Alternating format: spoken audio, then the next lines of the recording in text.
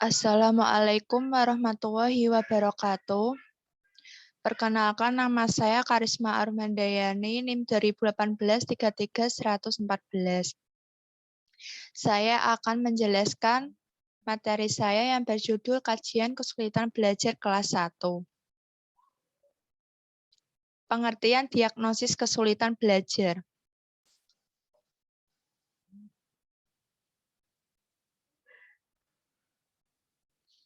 Menurut Burton, mengidentifikasi seorang siswa kasus dapat dipandang atau dapat diduga mengalami kesulitan belajar kalau yang bersangkutan menunjukkan kegagalan tertentu dalam mencapai tujuan-tujuan belajarnya. Kegagalan belajar didefinisikan sebagai berikut. Siswa dikatakan gagal kalau yang bersangkutan tidak berhasil mencapai tingkat penguasaan yang diperlukan sebagai prasyarat bagi kelanjutan pada tingkat pelajaran berikutnya. Kasus siswa ini dapat digolongkan ke dalam slow learners atau belum matang, sehingga mungkin harus menjadi pengulang pelajaran. Dari definisi di atas dapat kita simpulkan bahwa seorang siswa diduga mengalami kesulitan belajar kalau yang bersangkutan tidak berhasil mencapai taraf kualifikasi hasil belajar tertentu berdasarkan ukuran kriteria keberhasilan seperti yang dinyatakan dalam TIK atau ukuran tingkat kapasitas atau kemampuan dalam program pelajaran time allot dan atau tingkat perkembangannya. Latar belakang. Belajar adalah kegiatan yang berproses dan merupakan unsur yang sangat fundamental dalam setiap penyelenggaraan jenis dan jenjang pendidikan. Ini berarti bahwa berhasil atau gagalnya pencapaian tujuan pendidikan itu beramat bergantung pada proses belajar yang dialami siswa, baik ketika ia berada dalam sekolah maupun di lingkungan rumah atau keluarganya sendiri. Hasil belajar yang dicapai oleh para peserta didik dipengaruhi oleh dua faktor utama, yakni faktor yang terdapat dalam diri peserta didik itu sendiri yang disebut faktor internal, dan yang terdapat di luar diri peserta didik yang disebut dengan faktor eksternal. Pada masa sekarang ini banyak sekali anak-anak mengalami kesulitan dalam belajar. Kesulitan belajar adalah suatu kondisi proses belajar yang ditandai hambatan-hambatan tertentu untuk mencapai hasil belajar. Kesulitan belajar ini tidak selalu disebabkan karena faktor intelijensi yang rendah, akan tetapi dapat juga disebabkan oleh faktor-faktor non-intelijensi. Hal tersebut tidak hanya dialami oleh siswa yang berkemampuan kurang saja. Hal tersebut juga dapat dialami oleh siswa-siswa yang berkemampuan tinggi. Selain itu, siswa yang berkemampuan rata-rata juga mengalami kesulitan dalam belajar. Kesulitan belajar yang sering dialami oleh para siswa di sekolah merupakan masalah penting yang perlu mendapat perhatian yang serius di kalangan para pendidik. Karena kesulitan belajar yang mereka alami akan membawa dampak negatif, baik terhadap diri mereka sendiri maupun terhadap lingkungannya. Hal ini termanifestasikan dalam bentuk timbulnya kecemasan, frustasi, mogok sekolah, drop out, keinginan untuk berpindah sekolah karena malu telah tinggal kelas beberapa kali. Peran pendidik dalam memberikan bimbingan kepada setiap anak didik adalah memahami masalah-masalah yang berhubungan dengan kesulitan belajar. Pada fenomena kesulitan belajar, seorang siswa biasanya tampak jelas dari menurunnya kinerja akademik atau belajarnya. Namun, kesulitan belajar juga dapat dibuktikan dengan munculnya kelainan perilaku siswa seperti kesukaan berteriak di dalam kelas, mengusik teman, berkelahi, sering tidak masuk sekolah. Faktor-faktor penyebab kesulitan belajar. Seperti telah dijelaskan bahwa pada dasarnya, bila setiap kesulitan belajar terjadi, latar belakangnya akan bersumber kepada komponen-komponen yang berpengaruh atas berlangsungnya proses belajar mengajar sendiri. Seperti telah kita singgung, berbagai variabel yang mempengaruhi proses belajar mengajar itu, menurut Lord, terdiri atas stimulus atau learning variable, text variable, environmental variable, organismic variable, dan respon variable. Stimulus variable yang mencakup pertama, kuat lemahnya motivasi untuk belajar. Yang kedua, ada tidaknya bimbingan guru. Yang ketiga, ada tidaknya kesempatan berlatih atau berpraktik. Tes variabel yang mencakup yang pertama, menarik tidaknya apa yang harus dipelajari dan dilakukan. Yang kedua, bermakna tidaknya apa yang dipelajari dan dilakukan. Yang ketiga, tingkat kesukaran apa yang harus dipelajari dan dikerjakan. Environmental variable menyangkut iklim belajar yang bergantung pada faktor-faktor. Yang pertama, tersedia tidaknya tempat atau ruangan yang memadai. Yang kedua, cukup tidaknya waktu, serta tepat tidaknya penggunaan waktu tersebut untuk waktu belajar. Organismic variable yang mencakup yang pertama, karakteristik of the learners, antara lain tingkatan intelijensi, usia, dan taraf kematangan, jenis kelamin, kesiapan, dan kematangan untuk belajar. Dengan demikian, kelemahan sering disebabkan oleh yang pertama, kurang kemampuan dan keterampilan kognitif. Yang kedua, terbatasnya kemampuan menghimpun dan mengintegrasikan informasi. Selanjutnya, mediating proses.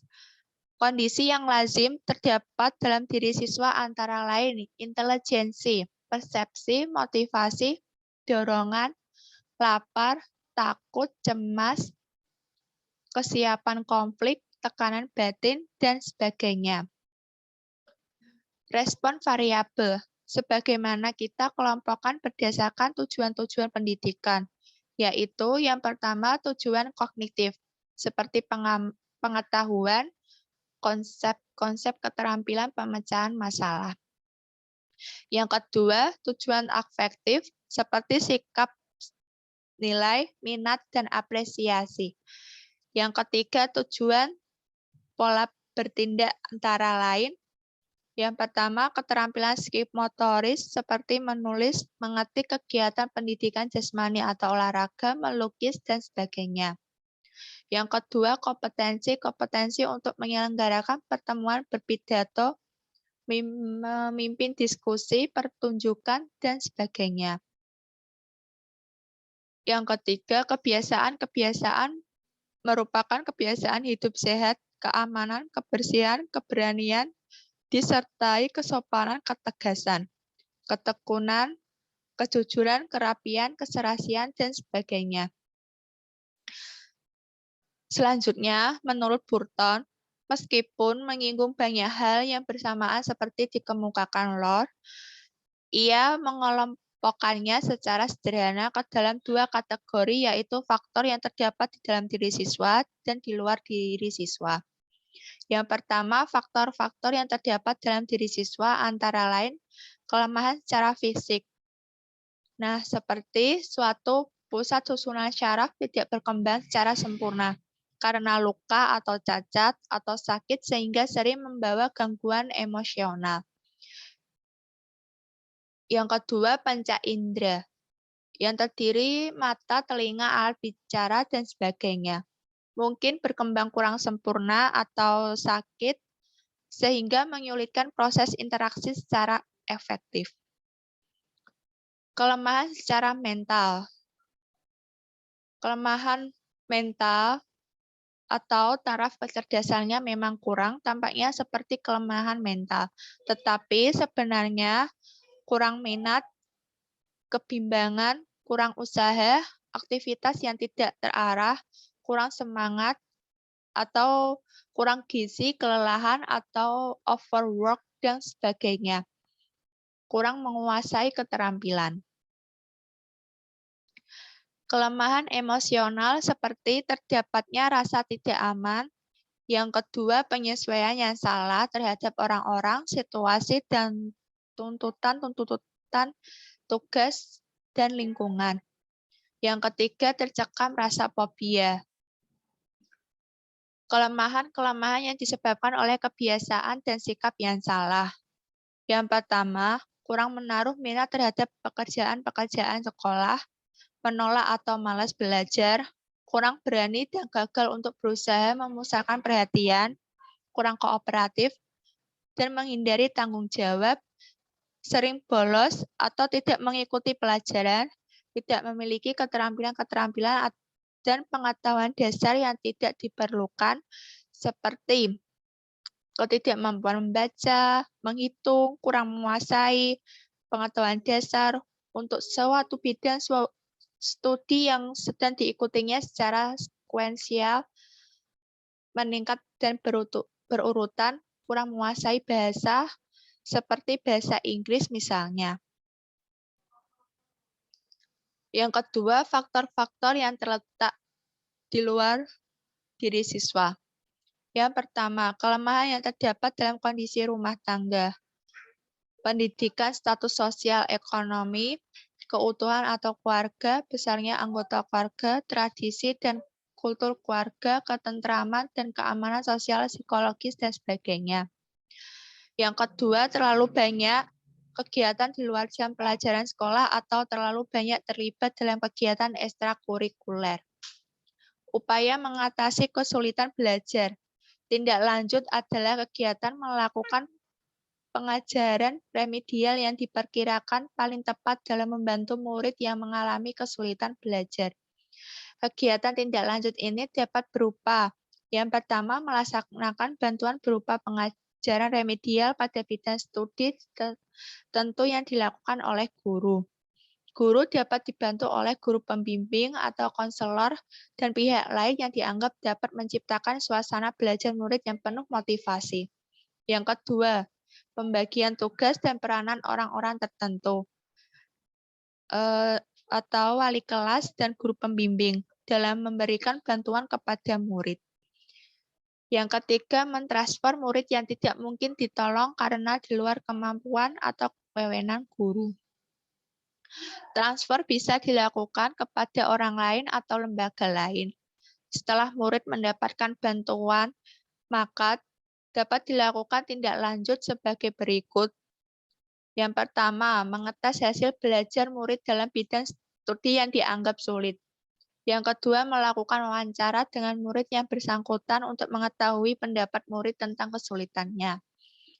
Yang ketiga, wawancara dengan orang tua mengenai perubahan yang telah terjadi, menganalisa hasil belajar yang telah dicapai, dan informasi lainnya.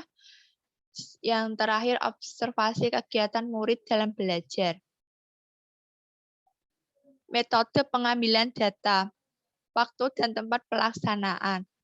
Kegiatan praktik diagnosis kesulitan belajar dilakukan dari tanggal 15 sampai 30 September tahun 2021 berlokasi di SD 2 Yojo. Hanya dilakukan dalam beberapa pertemuan. Tempat pelaksanaan praktik ini adalah SD 2 Yojo Kudus yang beralamat di Jalan Karang Anyar, RT 1 RW 1 Desa Yojo, Kecamatan Mejobo, Kabupaten Kudus, Jawa Tengah. Kondisi sekolah. Jenis bangunan yang mengelilingi sekolah. Sebelah selatan permukiman penduduk, sebelah barat permukiman penduduk, sebelah timur permukiman penduduk, sebelah utara jalan raya. Kondisi lingkungan sekolah. Tingkat kebersihan. Kondisi lingkungan sekolah SD 2 Yojo secara umum sudah baik. Hal ini dapat dilihat dari berbagai macam aspek, yaitu kebersihan di SD 2 Yojo sudah baik. Dilengkapi fasilitas seperti tempat cuci tangan di depan masing-masing kelas, dilengkapi dengan sabun cair, hand sanitizer, dan juga tisu. Di depan masing-masing kelas terdapat tempat sampah. Kebersihan kamar mandi guru dan karyawan serta siswa terbilang cukup bersih. Fasilitas di sekolah cukup baik. Kondisi fasilitas sekolah seperti kamar mandi, musola, dapur sekolah, dan kantin juga sudah tertata dan memiliki ruangan masing-masing. Teknik pengumpulan data yang dilakukan yaitu observasi, wawancara, dan dokumentasi. Observasi dilakukan saat proses pembelajaran, sedangkan mewawancara dilakukan bersama wali kelas dari kelas 1. Hasil dan pembahasan. Di kelas 1 ada beberapa nama siswa yang mengalami kesulitan belajar. Di antaranya Ayu Andara, Anessa, Hiban Prasetyo, Nurhafid Pratama, Muhammad Firza Al-Wafi, Muhammad Nawalun Naza, Zahra Amelia Ramandani. Kesulitan belajarnya belum mengenal huruf dan kesulitan membaca. Penyebab kesulitan belajar, siswa belum menghafal abjad. Guru mengatasi dengan memberikan pembelajaran tambahan di luar jam pelajaran yang difokuskan pada membaca. Ada perubahan atau tidak, ini sedikit demi sedikit mulai terlihat perubahan. Alasannya rutinnya guru dalam memberikan jam pelajaran tambahan kepada siswa. Kesimpulan, siswa sekolah dasar merupakan masa rentan dalam perkembangan. Pada masa ini, anak diajarkan tanggung jawab dan kewajiban. Tak jarang masih ada anak yang mengalami kesulitan dalam memahami pembelajaran yang diberikan. Anak yang sulit dalam memahami pelajaran, terutama murid yang sulit dalam membaca, dia sangat membutuhkan perhatian lebih dari guru dan orang-orang di sekitarnya. Dalam penelitian di SD 2 Jojo, masih ada beberapa siswa yang mengalami kesulitan membaca. Dengan adanya masalah tersebut, guru melakukan kelas khusus dan hasilnya sudah ada perkembangan. Proses belajar seharusnya dilakukan tidak hanya di sekolah, melainkan juga di keluarga dan masyarakat. Jika lingkungan dan keluarga bisa saling membantu dalam mengajari anak, maka kesulitan belajar akan sedikit teratasi. Sekian dari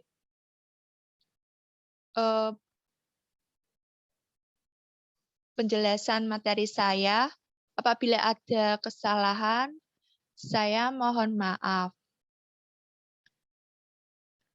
Wassalamualaikum warahmatullahi wabarakatuh.